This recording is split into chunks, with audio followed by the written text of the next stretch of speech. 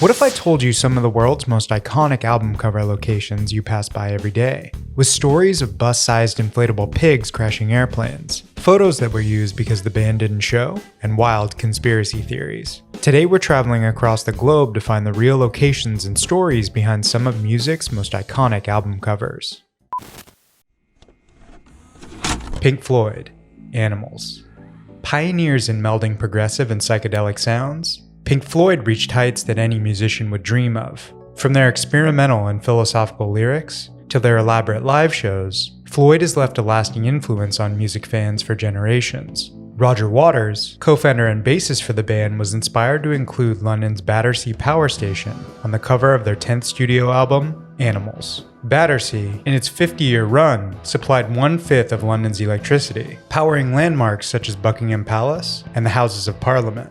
Waters also proposed suspending a 40-foot inflatable pig in between the factory's smokestacks, symbolizing the powerful pigs sitting above capitalist society. They fastened 2 steel cables to the bus-sized inflatable pig, nicknamed Algae. One of the cables somehow snapped, causing Algae to fly through the airspace of London. Originally, a sharpshooter had even been stationed to shoot the pig down in the event that it got away. They unfortunately weren't there during the moment of Algae's great escape.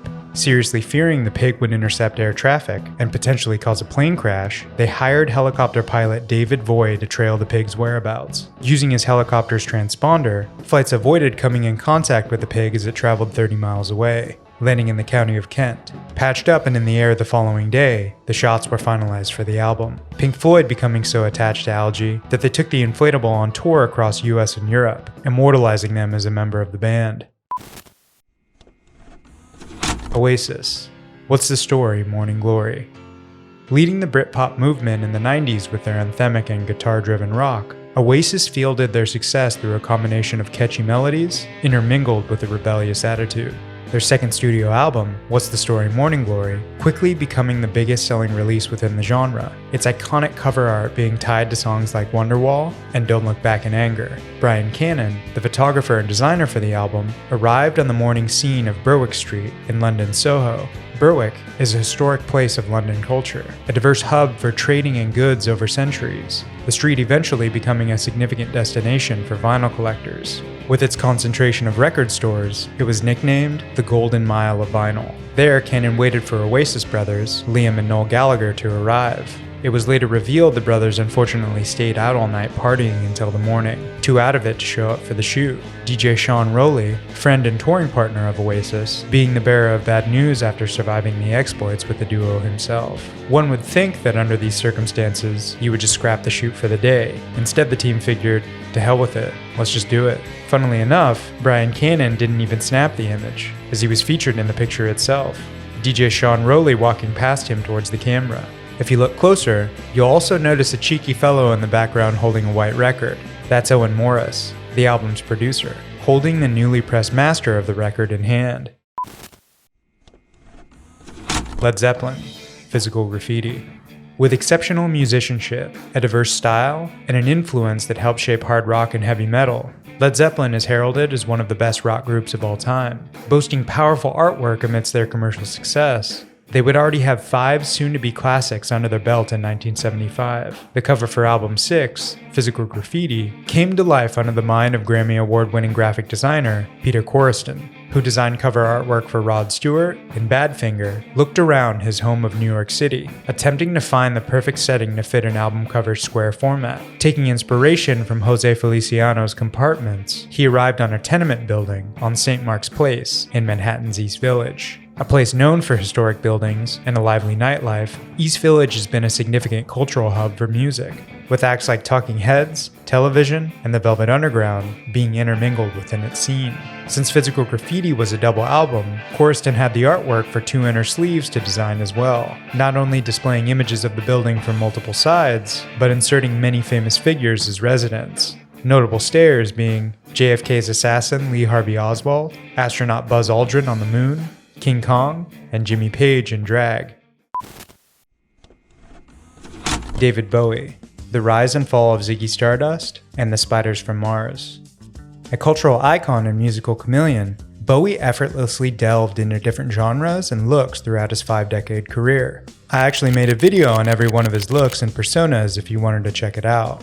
But in the beginning was space-age alien rock god Ziggy Stardust. Portrayed in his 5th studio album, The Rise and Fall of Ziggy Stardust and the Spiders from Mars. Shot by photographer Brian Ward, the photo was recolored by artist Terry Pastor, both who had worked with Bowie on the art for 1971's Hunky Dory. The shot captures an evening cityscape in London's Regent Street. Regent Street is known for housing unique curved architecture, a vibrant atmosphere, and a wonderful destination for the holidays. Other than Bowie as the main subject, there is a prominent yellow sign in the shot reading K West, something some fans believe to be a prophetic conspiracy. The theory states David Bowie and rapper-producer Kanye West are cosmically linked as a successor per the sign. The album's first song, 5 Years, depicting the world ending unless a starman comes to Earth. 5 years later, Kanye Amari West was born.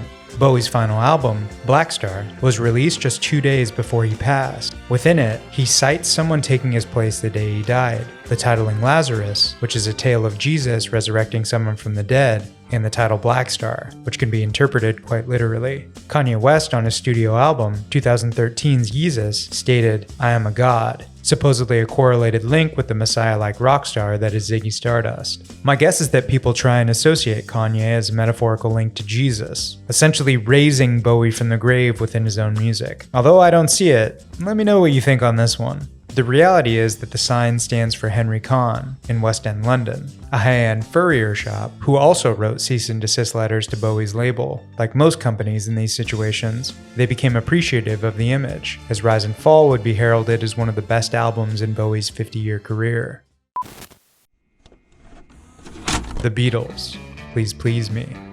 The Beatles are a band that should need no introduction, as their innovative music, unprecedented global success, and significant cultural impact define an entire generation across the globe. After multiple iterations for the name of their first studio album, including Off the Beatle track, The Beatles Hits, and Introducing the Beatles, the band didn't quite jive with the titles, doing multiple photo shoots in support of how they wanted the cover to look. Photographer Angus McBean asking the group to meet at EMI House in Manchester Square, London, the home of historic British label group Electric and Musical Industries. Home to not only the Beatles but acts like the Beach Boys, Pink Floyd, Queen, and Iron Maiden. McBean, upon entering the building, raised his voice to ask if the boys were around. A unison yes came a few floors up, with 4 heads emerging from a banister. Lying flat on his back on the entrance floor, he snapped a couple shots of the Fab Four overlooking the banister. The cover and name was finalized, with debut studio album Please Please Me offering a first-hand experience into the Beatles' early 60s sound. The image actually made the staircase so famous that when EMI vacated the building, the staircase was disassembled and rebuilt at their new location, allowing the image of the album to live on. Eagles, Hotel California.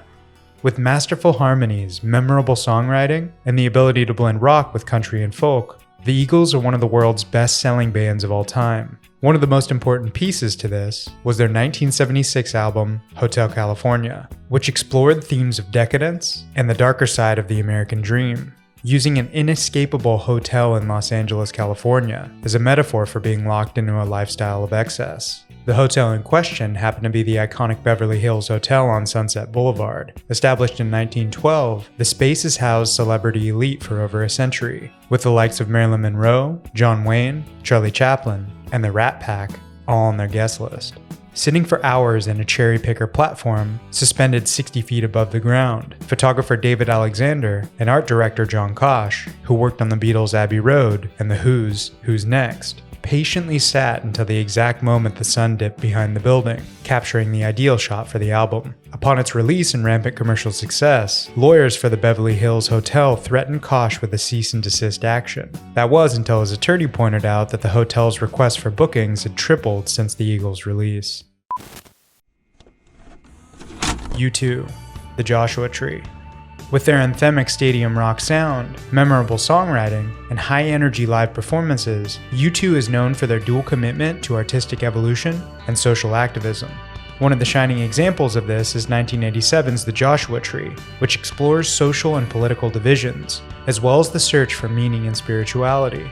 As their 4 previous albums were shot in their home country of Ireland, the band knew that they wanted America as the location for the setting of their next cover, posing the idea to Anton Corbijn, who has served as U2's primary photographer and visual director for many decades. Corbijn would bring U2 to multiple American locations over the course of 6 days, ending up in California's Mojave Desert, specifically to a site he had previously photographed avant rock outfit Captain Beefheart in 1980. The band became entranced by the sight and significance of a single Joshua tree, which usually are found in numbers. Joshua trees are a symbol of the desert ecosystem, representing resilience, adaptability, and a vital key for the desert's wildlife. They are so unique that they even have a symbolic relationship with the yucca moth for pollination, making the health of one species directly dependent on the other. To U2, the Joshua tree represented meaning and clarity, searching for spirituality in a place where it appears to have run dry. So, what locations on album covers are your favorite? Let me know in the comments section as I respond to every one. If you enjoyed this video, a like, subscription, or hype would be awesome, as it helps a small creator like me grow. We drop music content of all types every Wednesday. So until then, I hope to see you again soon. I wonder who the yellow-eyed cat is in the physical graffiti window.